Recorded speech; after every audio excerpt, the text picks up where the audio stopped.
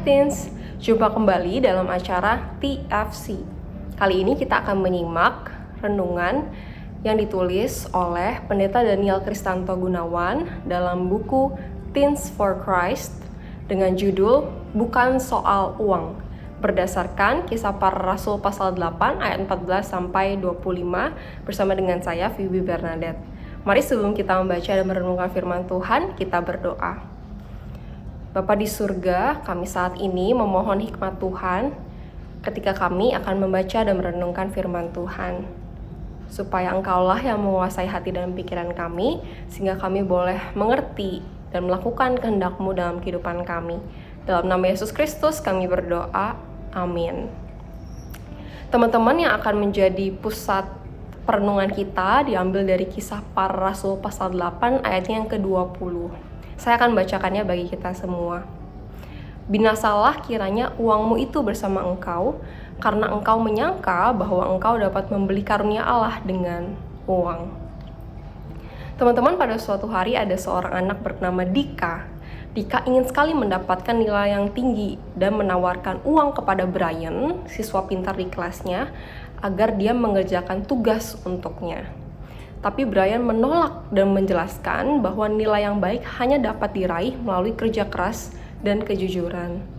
Brian pun mengajak Dika belajar bersama, sehingga Dika menyadari bahwa usaha dan integritas jauh lebih berharga dibandingkan uang. Kisah Para Rasul pasal 8 ayat 14-25 mengisahkan tentang Simon, seorang mantan penyihir di Samaria yang telah percaya dan dibaptis setelah mendengar pemberitaan Filipus. Ketika Simon melihat bahwa Roh Kudus diberikan melalui penumpangan tangan para rasul, ia menawarkan uang kepada Petrus agar dirinya juga diberi kemampuan untuk memberikan karunia tersebut kepada orang lain. Tapi Petrus menegur Simon dengan keras, seraya mengatakan bahwa hati Simon tidak lurus di hadapan Allah. Petrus menegaskan bahwa karunia Allah tidak dapat dibeli dengan uang, melainkan diberikan kepada mereka yang memiliki hati tulus dan berserah sepenuhnya kepada Tuhan. Teman-teman, dari kisah ini kita belajar bahwa motivasi dalam mengikut Kristus sangatlah penting. Simon menginginkan kuasa Roh Kudus, tetapi tujuannya adalah untuk kepentingan pribadi, bukan untuk kemuliaan Tuhan. Hal ini menjadi peringatan bagi kita semua agar selalu memeriksa hati kita. Apakah kita mengikut Tuhan karena benar-benar ingin mengenal dan melayaninya, atau ada motif tersembunyi di baliknya?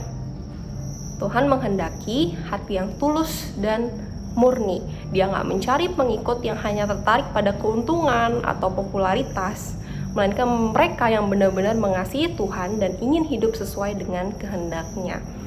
Mari teman-teman, kita berdoa agar hati kita senantiasa dijaga dalam ketulusan, sehingga segala yang kita lakukan bertujuan untuk memuliakan Allah dan bukan demi kepentingan pribadi.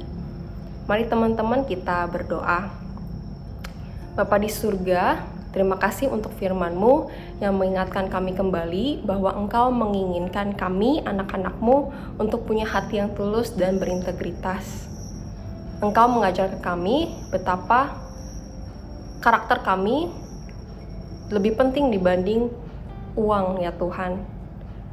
Engkau menghendaki kami sebagai pengikut Kristus untuk betul-betul mengikut-Mu karena kami mengasihi-Mu dan bukan untuk kepentingan kami pribadi.